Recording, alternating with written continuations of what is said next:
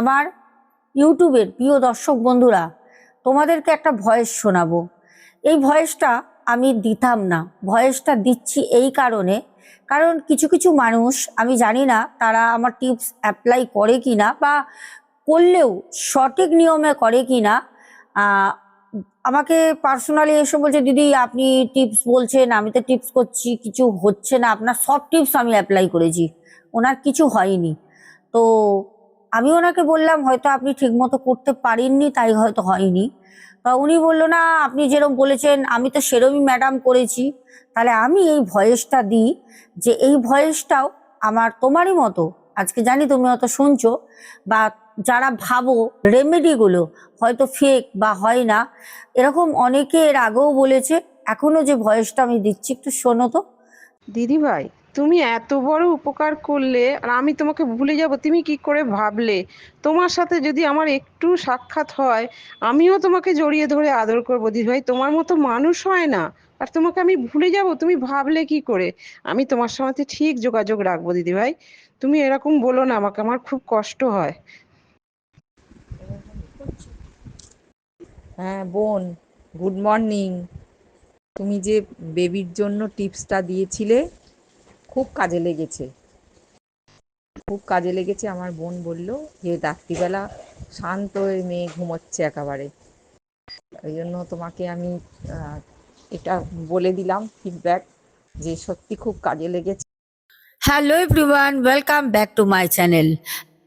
তো তোমরা সবাই কেমন আছো? আশা করি খুব ভালো আছো। আজকে যে ঘটনাটা বলবো, মারাত্মক ভয়ের, একটা চমকে যাওয়ার মতো ঘটনা। শুনতে শুরু করলে কেউ কিন্তু ছেড়ে উঠতে পারবে না। তাই বলবো এখন পজ করে রাখো, কাজ মিটিয়ে নাও, রাতে শুয়ে শুয়ে ঘটনাটা শোনো। জমজমাট একটি কিন্তু ঘটনা হতে চলেছে। তার আগে সবাইকে বলবো একটা করে কমেন্ট করবে, অবশ্যই লাইক শেয়ার চাই, আর হ্যাঁ অবশ্যই কিন্তু সাবস্ক্রাইব করবে যারা এখনো পর্যন্ত সাবস্ক্রাইব করোনি। আমার নীরব শ্রোতা বন্ধুরা যারা কমেন্টও করো না, অবশ্যই কমেন্টও করো, ভালো লাগে। তো ঘটনায় যাওয়ার আগে না বললেই নয়, আমি জানি বোন দেখছে, ঘটনাটা শুনছে প্রত্যেক দিন, ও নিয়মিত শ্রোতা আমার, ওর সাথে আমার অনেক কথা হয়। আর এই যে সুন্দর একটা টপ তোমাদের সামনে পরে বসে আছি, একটু ভালো করে জাস্ট ক্যামেরাটা নিচু করে দেখিয়ে দিই। সুন্দর একটা টপ তোমরা দেখতেই পাচ্ছ, খুব সুন্দর ফুলের যেন একটা ডালি সাজানো, খুব সুন্দর, আমার খুব পছন্দ হয়েছে। আমার এক বোন আমাকে এটা গিফট করেছে, আজকেই এসছে। এই ভিডিওটাও তোমরা পাবে, যে আমি আনতে গেছিলাম, এক বোন পাঠিয়েছে। তো কেমন লাগলো অবশ্যই কিন্তু জানিও। আর বোন, তোকে আমি থ্যাঙ্কস তো আমি কাউকেই বলি না, তোরা আমার পরিবারের সব কিছু। তা আমি একটাই কথা বলবো, অনেক অনেক ভালোবাসা। তো চলো বন্ধুরা, এবার আমরা ঘটনায় ফিরি। আজকে যে ঘটনাটা আমাদের পাঠায়, ওর নাম হচ্ছে নন্দিনী বসাক। নন্দিনীর বাড়ি হচ্ছে দত্তফুলিয়ায়। নন্দিনী বলে, দিদি ভাই, এর আগেও আমি তোমায় 2025-এর শুরুতে একটি ঘটনা পাঠিয়েছিলাম। ভাগ্যক্রমে তুমি ঘটনাটা আমার কিন্তু সিলেক্ট করনি। তাতে আমি তোমার ঘটনা প্রত্যেক দিন শুনি, কিন্তু খুব রাগ করেছিলাম। আমার মা ঘটনাটা বলেছিল, কিন্তু তুমি বলনি বলে আমার মা রাগে বলতো দিদিভাইকে কমেন্ট করবি না। যখন আমাদের ঘটনা বলিনি, দিদিভাইকে কমেন্ট করবি না। দেখো তোমরা এরকম নিজের, আমার পরিবারের লোক হয়ে রাগ করে থাকলে হয়? 2025-এর প্রথমে একটা ঘটনা পাঠিয়েছিল, এরকম অনেক বোন ভাইরাই ঘটনা পাঠায়, যেগুলো হয়তো পরে আমি কোনো সময় বলে দিই, হয়তো বলেছিও, হতে পারে অনেক সময় অনেকে দেখে না, হয়তো কোনো সময় দেখোনি। হ্যাঁ, তোমার ঘটনাটা বলা হয়নি কোনো কারণবশত, হয়তো অবশ্যই কোনো না কোনো সময় শেয়ার করব। তবে এই ঘটনাটা কিন্তু আমি সিলেক্ট করেই নিয়েছি। আর রাগারাগি করবে না, কমেন্ট করবে, ওকে? নন্দিনী বলে, দিদি ভাই, আমার আজকে যে ঘটনাটা বলবো, এই ঘটনাটা আমাদের বাড়ির তিনজনের সাথে ঘটে। ঘটনাটা হচ্ছে নবদ্বীপে। আমার মা, আমি, আমার বাবা, নবদ্বীপে আমার মাসির বাড়ি। ওখানে গিয়েছিলাম মাসির ছেলের যখন পৈতে হয়, তখন পৈতে হওয়ার সময় যেন একটা বিয়ের মতো অনুষ্ঠান হয়। যাদের আর্থিক অবস্থা খুব ভালো তারা বিয়ের মতো বড় করেই একটা পৈতের অনুষ্ঠান দেয়, আর যাদের আর্থিক অবস্থা অতটা ভালো না তারাও কিন্তু সুন্দরভাবে তাদের মতো করে করে। তো আমাদের নন্দিনী বোন বলে, দিদি ভাই, আমার মাসির ছেলের ভাইয়ের যখন পৈতে ছিল, তখন আমরা সপরিবারে তিনজন আমরা পরিবারে যাই। তো তো যেহেতু খুব বড় করে বিয়ের মতনই অনুষ্ঠান হয়েছিল, আমাদেরকে একটা বাড়িতে উঠতে বলে তারা। তো সেই বাড়িটা অ্যাকচুয়ালি মানে কোনো আত্মীয়র বাড়ি না, অথবা ওখানে কেউ লোক বাসও করে না। ওই বাড়িটা কারোর একটা জমিতে তৈরি করা বাড়ি। মানে হয় না, অনেকেই ধরো কলকাতা বা কোনো সাইড থেকে অনেক জায়গায় দেখবে জমি কিনে একটা বাড়ি করলো, করে হয়তো তারা কোনো সময় এসে থাকলো, বাড়িটা পড়ে থাকে। তো আমাদের যে মাসির বাড়িতে যাই নদিয়ায়, ওইখানে ওরকম একটা বাড়ি ছিল, যেই বাড়িটার চাবি আমার মেসোমশাইয়ের কাছে থাকতো। তো যাই হোক, সেখানে আমরা যাই। তো আমার মাসি মেসো বলল যে এখানে তোরা থাকবি। বাড়িটার চাবি মেসোমশাইয়ের কাছে ছিল। মেসোমশাই আমাদেরকে চাবিটা দিয়ে দিল বাবার হাতে, দিয়ে বলল যে তোমরা এখানে রেস্ট করো, তারপরে অনুষ্ঠান তো আগামীকাল। তো আমাদের অনেক আগেই যেতে বলেছিল, যেহেতু নন্দিনীর তখন স্কুল ফাইনাল এক্সাম ছিল। তো ও তার জন্য বলল যে যাব, 2 দিনের মধ্যে 3 দিনের আগে গিয়ে লাভ নেই, হয়তো 2-1 দিন আগে গেলাম, ঠিক আছে, আনন্দ করব, তারপরে চলে আসব। কিন্তু অনেকটা আগে, সপ্তাহখানেক কি 4 দিন 5 দিন আগে আসার ওদেরও ইচ্ছা ছিল। কিন্তু ওই এক্সামের জন্য ও বলল যে না, আর মা বাবা তো কখনো ছেড়ে আসতে পারে না, একটা মেয়ে, আর এক্সাম বলে কথা, এবার চলে গেলে নন্দিনী পড়বে কি না, কি কারণে। তো তার মা বাবাও ছিল, একসাথে মেয়েকে নিয়ে যায়। নন্দিনী বলে, দিদিভাই, যখন আমার বাবা চাবিটা দিয়ে, 8-9টা সিঁড়ি আছে, একটু উঁচু করে বাড়িটা করা, সিঁড়িতে উঠে গেটের লকটা খুলতে হয়। তো আমার বাবা সিঁড়ি দিয়ে উঠে লকটা খুলে আমাকে বলল, যা ব্যাগপত্রগুলো ভিতরে রাখ। ভিতরটা না অন্ধকার, ঘুটঘুট করছে। এবার যেহেতু জানলাগুলোও বন্ধ, কিছুই খোলা নেই, তবে আমরা থাকবো বলে আমার মেসোমশাই আগে থেকে কিন্তু পরিষ্কার করিয়ে রেখেছিলেন লোক দিয়ে। আমি যখন প্রথমে ভিতরে ঢুকলাম, একটা মানে জানি না, ভালো ছিলাম একদম, মানে নর্মাল। ভিতরে প্রবেশ করতে করতে একটা ঠান্ডা হাওয়া যেন আমার গায়ের পাশ থেকে ঘুরে গেল, আর একটা মানে গাটা না শিরশিরিয়ে উঠলো, কিরকম একটা কাটা দিল, ভয় লাগলো আপনা আপনি, কোনো কিছু রিজন নেই। তো আমি আমার বাবাকে বললাম, বাবা ঘরটা কি ঠান্ডা?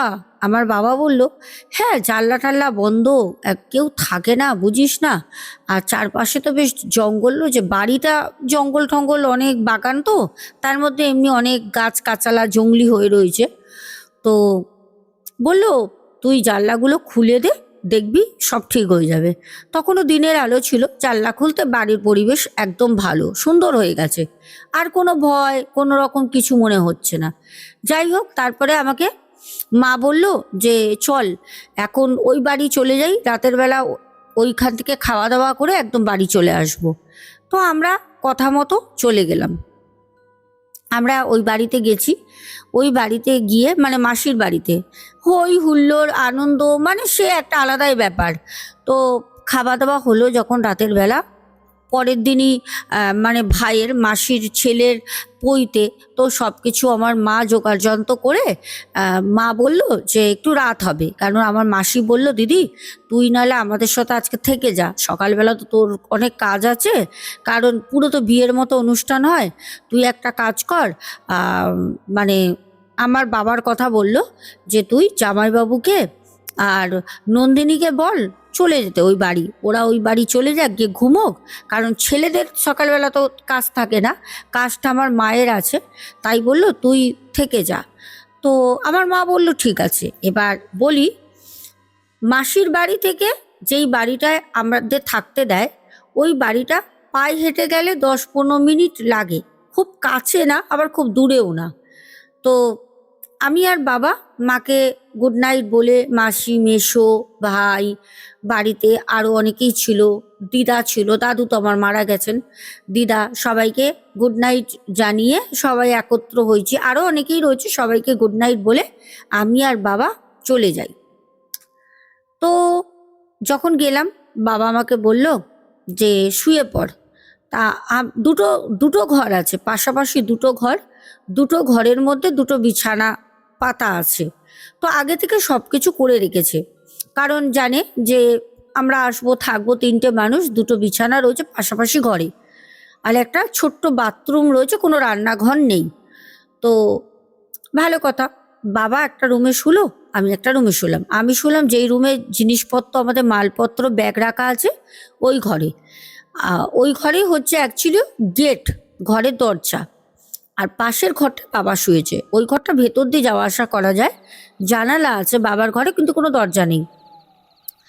তো আমি আমার ঘরে শুয়ে রয়েছি। এবার হয় না, দেখবে একটা হঠাৎ করে তুমি অচেনা অজানা একটা জায়গায় যাচ্ছ, তোমার বাড়ির খাটে, তোমার বাড়ির ঘরে তুমি শুয়ে থাকাটা একটা আলাদা অনুভূতি। একটা অন্য জায়গায় হট করে গিয়ে একটা নতুন বিছানা, একটা নতুন দেয়াল, একটা নতুন সিলিং, সব কিছুই নতুন। তো ওখানে না হট করে ঘুম আসা সম্ভব না।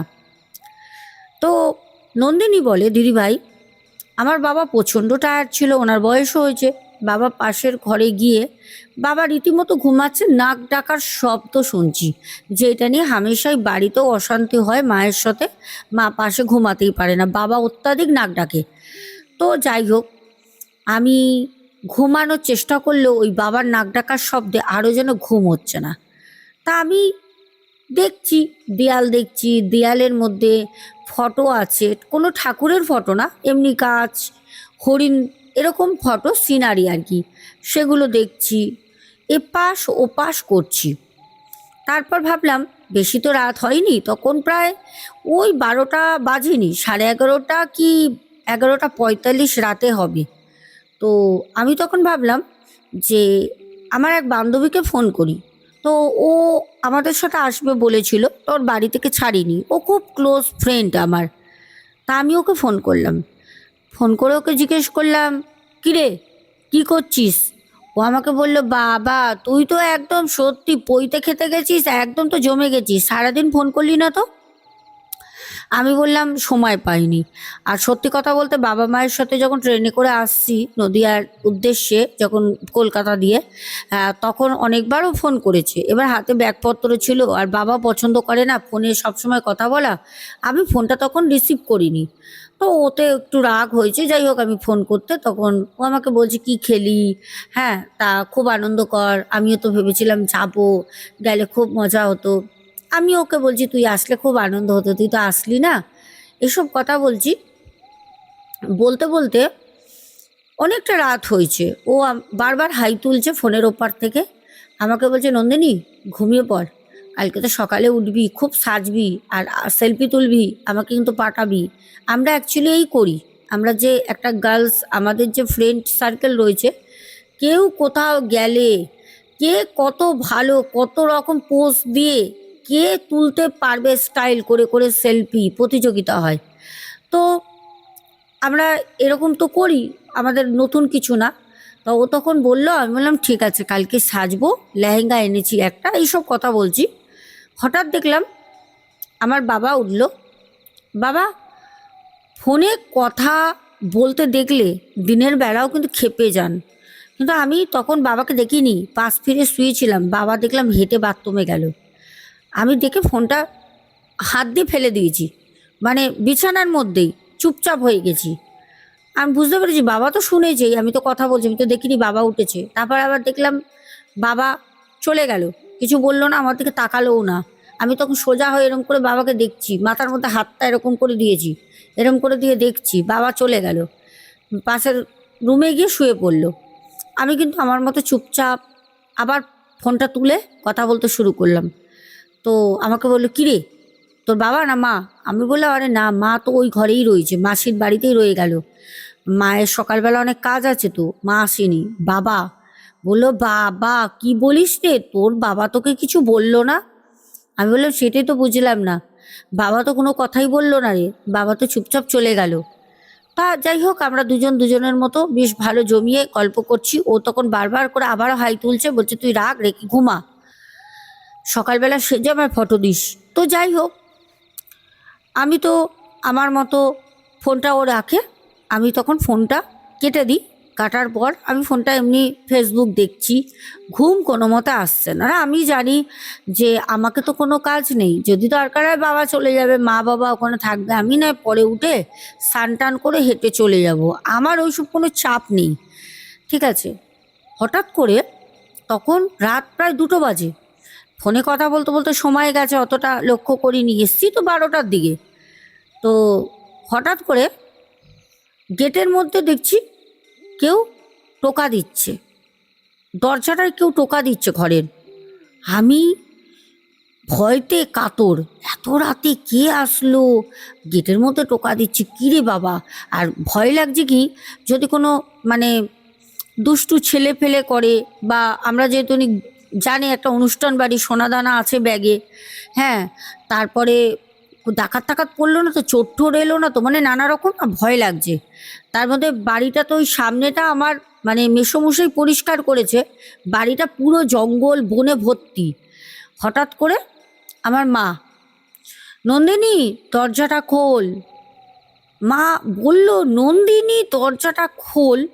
মায়ের না কথাটা আমার না একটু বিতলো, কিভাবে বলছে মা দরজাটা খোল, এত রাতে, মা তো একা, রাত 2টোর সময় আসবে না, কেউ আসলে সেও তো সাথে ডাকবে। আমি না দরজা না খুলে চুপচাপ উঠে বসলাম, ভয় লাগছে, কি আর হবে, 2টো নয় মারবে মা, ভয় লাগছে। কিছুক্ষণ পর অপেক্ষা করছি আবার ডাকুক, আবার ডাকলো, নন্দিনী দরজাটা খোল। কিন্তু মায়ের গলাটা পুরো চেঞ্জ, আমার মায়ের যেটা ভয়েস সেরকম ভয়েস না, ভয়েসটা অনেকটা কর্কশ, ভারী, খুব রেগে আছে এরকম একটা কর্কশ ভার করে মা ডাকছে। আমি ছুটে গেলাম বাবার কাছে, বাবাকে গিয়ে ডাকছি, বাবা তো ঘুরে ঘুমাচ্ছে। আমি বলছি, ও বাবা, ও বাবা ওঠো না, ও বাবা মা এসছে, দরজা খুলতে হবে, ওঠো না। বাবা চোখটা খুলে বলল, সকাল হয়ে গেছে নাকি, এখন তোর মা কেন এলো, আমাদের তো ওই বাড়ি যাওয়ার কথা। আমি বললাম জানি না, তুমি চোখ খোলো না। বাবা বলছে, "উফ, বাবা একটু ঘুমাতে দে না, কখন থেকে বাথরুম যাব বলে আমি যাচ্ছি না, শুয়ে রয়েছি, যাতে ঘুমটা ভেঙে গেলে আর হবে না, বয়স হয়েছে, তুই আবার ডেকে ঘুমটা ষষ্ঠী পুজো করলি। এ কি, তুমি তো কিছুক্ষণ আগে বাথরুমে গেলে, 30 মিনিটও হয়নি। আমার বাবা বলছে, তুই কি নেশা করছিস নাকি, তুই ঘুমাসনি, আমি বাথরুমে কোথায় গেলাম। তো সেই সব কথা তখন কানে না দিয়ে বাবাকে বললাম, বাবা দরজায় মা দাঁড়িয়ে আছে, মায়ের গলাটা কেমন লাগছে বাবা, আমার ভয় লাগছে। তো বাবা বললো আচ্ছা ঠিক আছে দাঁড়া। বাবা উঠলো, উঠে বাবা বলল লাইটটা দে আমার ঘরের, লাইটটা বাবার ঘরের দিতে। বাবা উঠে আসে, বাবার পেছনে পেছনে আমি আসি, দরজার কাছে এসে বাবা দরজাটা খোলে। বিশ্বাস করবে না, নন্দিনী বলে, দিদি ভাই বাইরে কেউ নেই, কেউ নেই, কোথায় মা। আমাকে তখন বাবা বলল, তুই কি ব্যাপার বলতো, রাতে কি ফাসলামি করছিস, হ্যাঁ কি ব্যাপার, কই তোর মা, তোর মা আসবেই বা কেন, তোর মাসিমণি রেখে দিল, কালকে সকালবেলা ছেলেটার কত কাজ, সেগুলো এও লাগে করতে, তো বিয়ের মতো অনুষ্ঠান করছে, তারা তো পয়সা খরচা করে এত প্যান্ডেল করে ঘর ভাড়া নিয়ে কাজ করছে, লোকজন বাড়িতে রয়েছে, আমাদেরকে এখানে রাখতে দিয়েছে, আমরা এখানে থাকলে সুবিধা, আমাদের মতো আমরা থাকতে পারবো, শুধু রান্নার তো দরকার নেই, রান্নাঘর নেই, বাথরুম পায়খানা, দুটো দুটো ঘর চৌকি সব দিয়েছে, যাতে আমাদের নিজের মতো থাকতে পারি। তুই কি রে, আমি না পুরো বললাম যা বাবা, এ কি হলো। আমি চুপচাপ শুয়ে পড়েছি, খুব রাগ হয়েছে, বাবা আমার কথা বিশ্বাস করছে না। তো ঘড়িতে দেখলাম তখন বাজে 2:42, 2:42, মানে সময় যেন হাওয়ার বেগে দৌড়াচ্ছে। বাবা বাথরুমে গেল, বাবা বললো ফোন ঘাটছিস নাকি, আমি বললাম না। তুমি বাবা উঠুনি একটু আগে, সত্যি করে বলো তো, ঘুমের মতো মনে হয় তুমি গেছিলে বাথরুমে। বাবা বললো দেখ আমি উঠিনি, আমি তোকে মিথ্যা কথা কেন বলবো ভাই, চুপচাপ শো। না ঘুমিয়ে ঘুমিয়ে ফোন ঘেটে ঘেটে মাথাটা গেছে। বাবা গজগজ করতে করতে প্রত্যেক দিন করে চলে গেল ঘরে, শুয়ে পড়লো। আবার কিছুক্ষণ পর বাবার নাক ডাকার শব্দ, জানি না কখন ফোনে একটা ঘটনা চালাই, কিছু একটা হচ্ছিল, কি হচ্ছিল তাও জানি না, কিছু একটা চালিয়ে চোখে হালকা হালকা ঘুম আসছিল, আমি শুয়ে পড়ি, ঘুমিয়ে পড়ি। সকাল হয়, আমাকে ফোন করে আমার বান্ধবী, আমাকে ফোন করলো। উঠে দেখি 10টা বাজে, বাবাও ঘুমাচ্ছে আমিও ঘুমাচ্ছি। ওর ফোনটা যখন দেখতে গেলাম তখন দেখলাম উপরে 13 বার মা ফোন করেছে, সর্বনাশ করেছে। ওকে বললাম যে একটু ধর তো, মা ফোন করেছে বুঝতে পারিনি। আমি সাথে সাথে মাকে কল করলাম। মা বলল, কি ব্যাপার রে, 10টা বেজে গেল, তুই আর তোর বাবা আসবি কখন? অনুষ্ঠান বাড়িতে সবাই ছিছি করছে, হ্যাঁ মাসি মেশো অপেক্ষা করে আছে, সেজে গুজে আয়, কি করছিস, ঘুম দিয়ে উঠিসনি? আমি বললাম, না মা, রাতে ঘুম হয়নি, বাবাও তো ঘুমাচ্ছিল, বাবা তো বড়, ডাকতে পারতো। ততক্ষণে বাবা উঠে গেছে। বাবা ফোনের, আমি কথা বলছি, উপার থেকে বাবা চিৎকার করে বলছে, আরে তোমার মেয়ে রাতে কি বলছিল জানো, তুমি নাকি ডাকছো কত কিছু, আমি নাকি উঠেছি, এইসব বলছিল। তো মা বললো, দূর, তোমাদের যত ঝুট ঝামেলা আমার পছন্দ হয় না, এসো অনুষ্ঠান বাড়ি, এসো তাড়াতাড়ি। মা ফোনটা কেটে দিল। আমাকে বাবা বললো, তুই আগে যাবি না আমি আগে বাথরুমে ঢুকবো বল? আমি বললাম, না তুমি যাও, আমি অতক্ষণ আমার বান্ধবীর সাথে কথা বলে নি। বাবা বাথরুমে চলে গেল, আমার বান্ধবীর সাথে আমি কথা বলছি। ওকে না ওই বিষয়গুলো সব বললাম, জানিস আমার সাথে রাতের বেলা এরম এরম হয়েছে। ও আমাকে বলছে, কি বলছিস, যেই বাড়িতে আছিস ওই বাড়িতে কি ভূত টুত আছে নাকি? এই রে, ও যে বললো ভূতের কথা, এতক্ষণ তো কি ভূতের কথা ভয় পাইনি, চোর ভাবছিলাম। আমি বলছি, কি বলছিস রে, আজকে থাকবো কালকে থাকবো এই ভূতের বাড়িতে? আমার না তখন চারিদিকে আমি শুধু বাড়িটা দেখছি, আবার ভয় লাগছে। বলছে, জানলা টাল্লা খুলে দে। জানলা টাল্লা সব খুলে দিয়েছি, রোদ তোর ঢুকুক। বসে রয়েছি, পাশের জঙ্গল, বড় বড় গাছ, ওই বাড়ির পেছনটা আরো যেন ভয়ঙ্কর, কি ভয় লাগছে, বড় একটা পাঁচিল, ওপারে জঙ্গল, পাঁচিল ছাড়া কিচ্ছু দেখা যাচ্ছে না, মানে লোকবসতি নেই, কি ভয় লাগছে। বাবা এলো, বাবা বললো, যা যা যা, কে স্নান করে নে, নন্দিনী যা। আমি দৌড়ালাম স্নান করতে, ফোনটা রেখে দিয়ে। স্নান টান করে দেখলাম বাবা রেডি হয়ে গেছে। বাবা বললো, আমি বাইরেটা একটু হাঁটাহাঁটি করছি, তুই রেডি হয়ে আয়। আমি রেডি হলাম, সুন্দর করে সাজলাম, সব ভুলে গেছি সাজার সময়।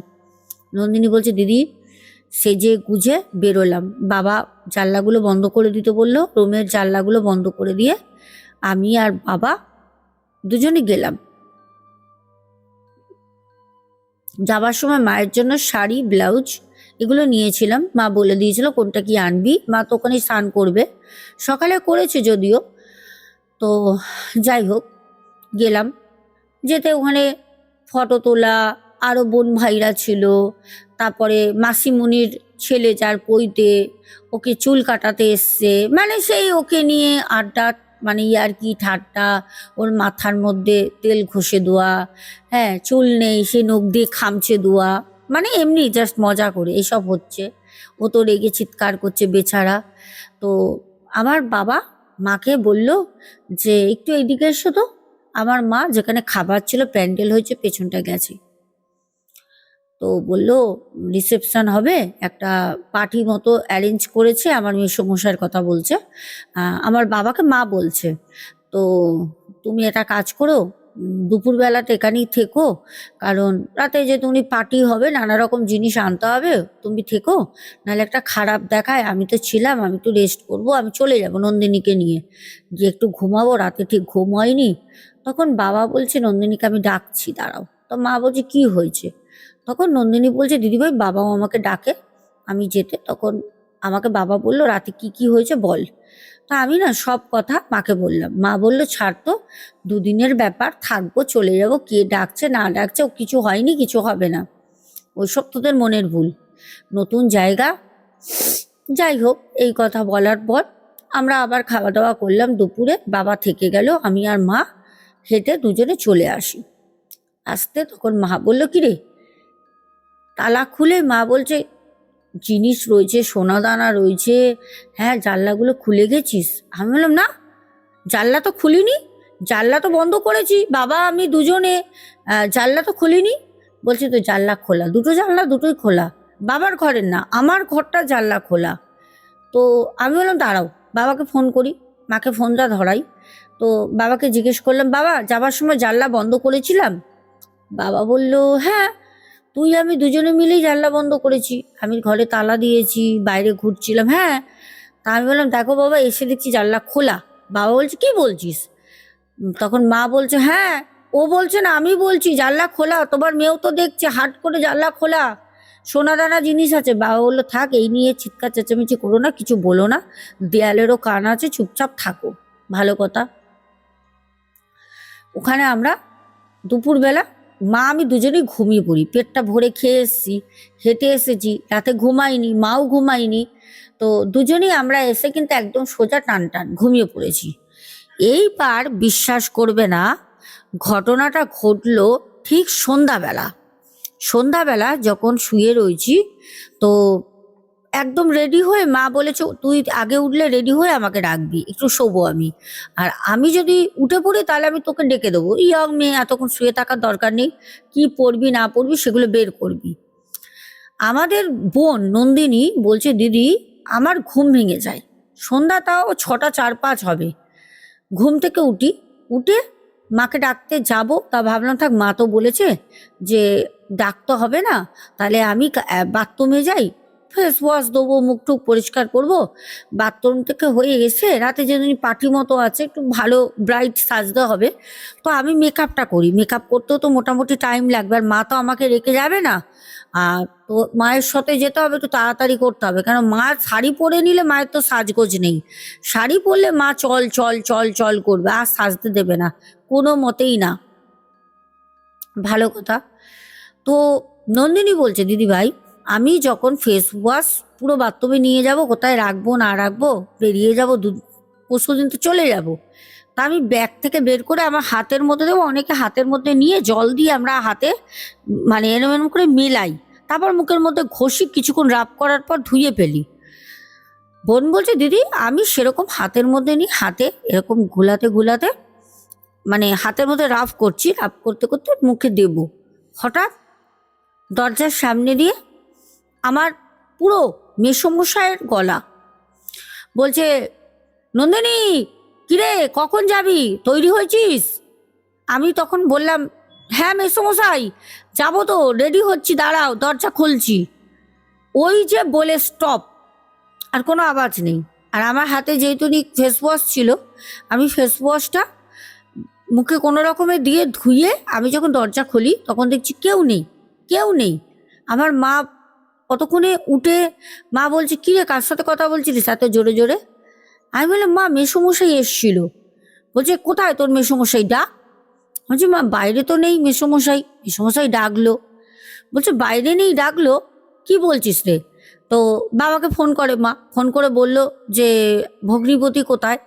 বলছে এই তো আমার সাথে দাঁড়িয়ে আছে, গোলাপ ফুল সেট হচ্ছে একটা জায়গায় বসার জন্য, ভাই বসবে, তো চেয়ারটা সাজানো হচ্ছে, পেছনে ডেকোরেট করছে। বলছে এই তো এখানেই আছি। বলছে ওখানে আছে? বলছে হ্যাঁ। তখন বলছে এক্ষুনি ওর গলা করে কেউ নন্দিনীকে ডাকলো। তখন বাবা বলছে বাড়িটায় মনে হয় কোনো গন্ডগোল আছে গো, মেয়েটাও তো কালকে রাতে বলেছিল, এটা তো একরকম হতে পারে না, এখন কে ডাকলো? তোমার বোনের বর তো আমার সাথে দাঁড়িয়ে।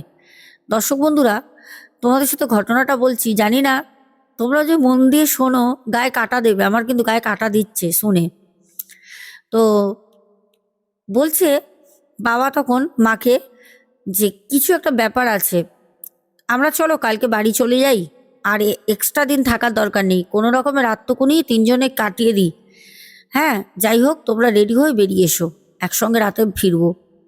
মা আর আমায় কিছু বললো না, আমি সবই শুনেছি।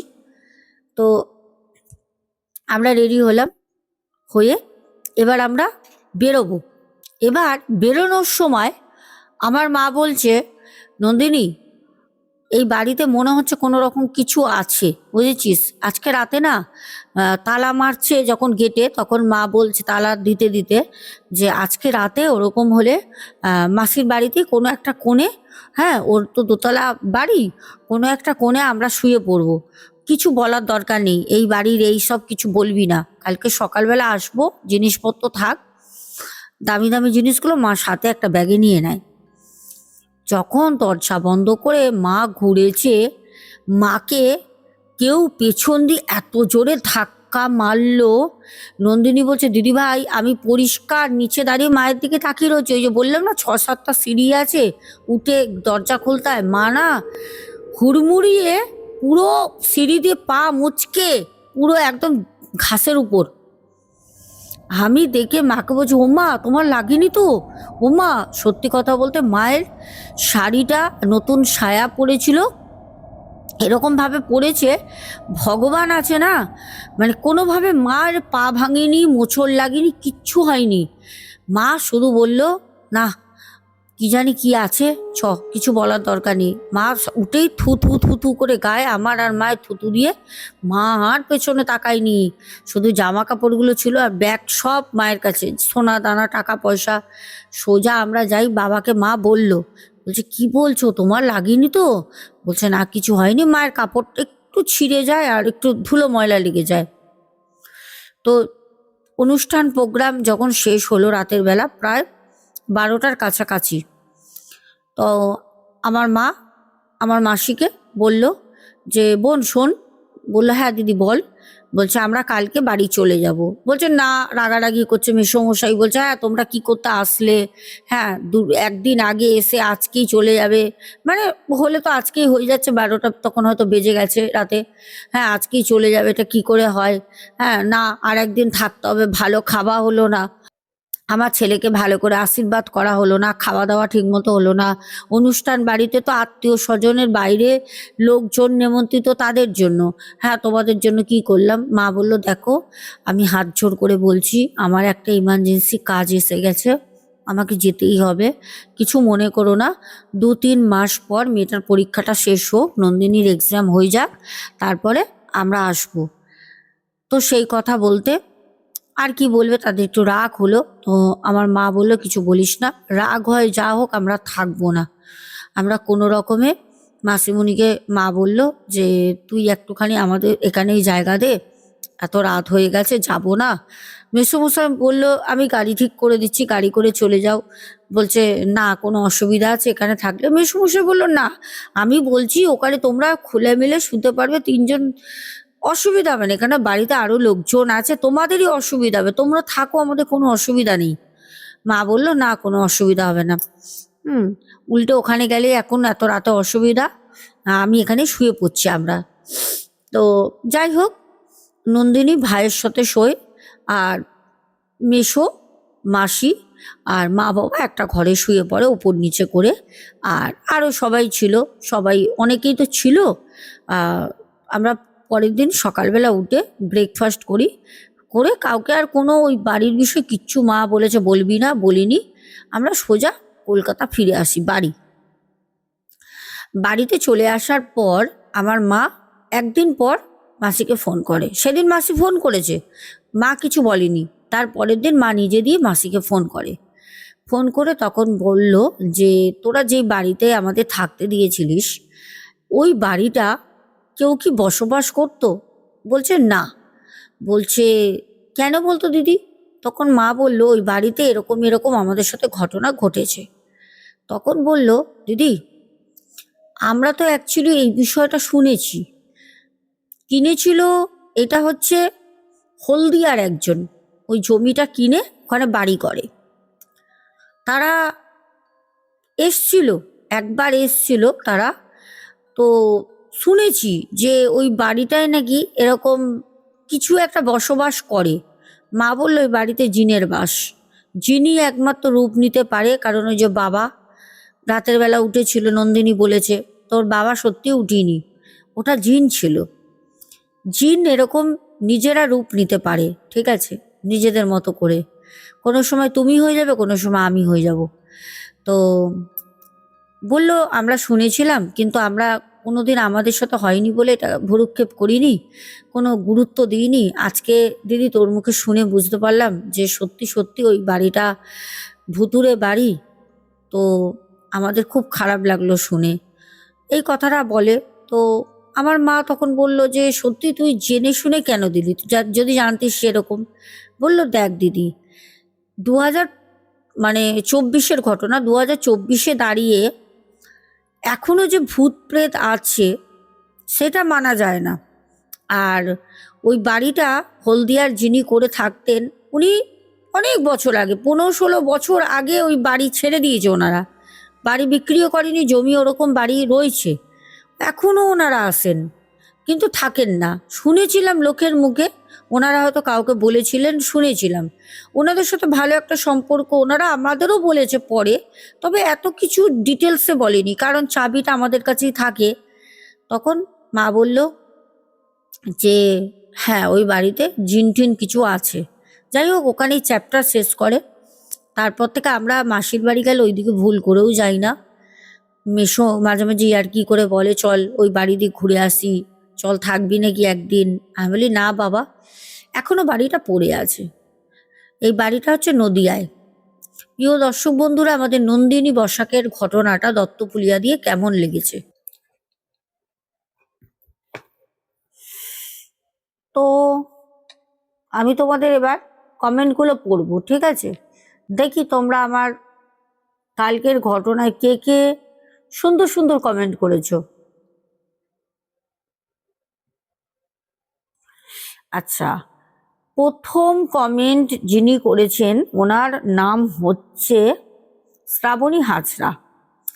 তারপরে মনিকা রয়। তারপরে বনানী কর্মকার দিদিভাই বলেছেন তোমায় আজ খুব রোগা লাগছে, এই কথাই তোমায় বুঝিয়ে বলতে পারিনি, যাই হোক ভালো থেকো, সাবধানে থেকো, টাটা। দিদিভাইয়ের রাগ হয়েছে, দিদিভাইয়ের বাড়িতে যেতে হবে। দিদিভাইয়ের বাড়িতে আমি গেছি, এর আগেও দেখেছো, দিদিভাইয়ের বাড়িতে আমি কাজও করেছি, এর আগে দেখেছো। আমাদের ব্যারাকপুরেই দিদিভাই থাকেন, আমার বাড়িরই খুব একটা ডিস্টেন্স না, মানে বুঝতে পারছো কাজের কতটা চাপ থাকে। আমি সেই দিদিভাইয়ের সাথে দেখা করতে যেতে পারি না। দিদিভাই বললেও ভুল হবে, দিদিভাই না, উনি আমার মা হন। মানে আমার মায়ের মতোই স্নেহ করতে, বুকে টেনে নিতে আমি দেখেছি ওনাকে, তোমরা তো করোই। তারপর হচ্ছে সানিয়া মণ্ডল, দীপক হালদার, তারপর প্যান্থার গেমিং বয়টি, বং হিন্দু হেসেল আয়ান হালদার, সুমনা ভট্টাচার্য, সন্ধ্যা মণ্ডল, কৌশিকী ঘোষ, শুভঙ্কর ঘোড়ই, অরূপ দে, সুতপা সামন্ত। তারপর কমেন্ট করেছে ফুলেশ্বরী চক্রবর্তী দিদি, প্রদীপ দাস, তারপরে বিএস স্বর্ণালী, তারপরে ঝুমা চ্যাটার্জি। তারপর কমেন্ট করেছে জলি হাজরা দিদিভাই, রুচিরা হালদার, সন্তুর দুনিয়া, সুজাতা দাস, সুদীপ রয়, চৈতালি রয়, নিতা বসু, জল্পনা মজুমদার, বাবন সাহা, শান্তনা সরকার, ডলি খাতাক। তারপর কমেন্ট করেছো পিয়ালি ভারদ্বাজ, বাংলাদেশ থেকে আমাদের আব্দুল হক ভাই, পিঙ্কি দাস, জয়িতা দে, তারপরে ইন্দ্রজিৎ রয় চৌধুরী, রূপসা শেঠ, বাংলাদেশ থেকে মিম। সবার কমেন্টগুলো পড়লাম, আশা করি তোমাদের ঘটনাটা ভালো লেগেছে, সাথে ভয়ও লেগেছে। আমি বলছিলাম যখন, আমার কিন্তু আস্তে আস্তে না, মানে কি বলবো, শরীর না ভার হয়ে আসছিল, জানি না কেন। তো এখনের মতো tata, good night, love you two.